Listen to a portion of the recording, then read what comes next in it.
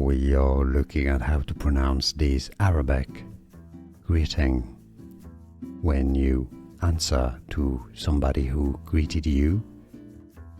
You wish goodness on the person.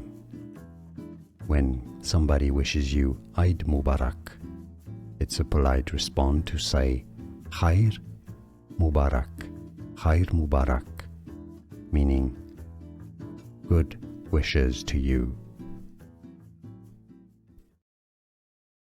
We are looking at how to pronounce this Arabic greeting when you answer to somebody who greeted you.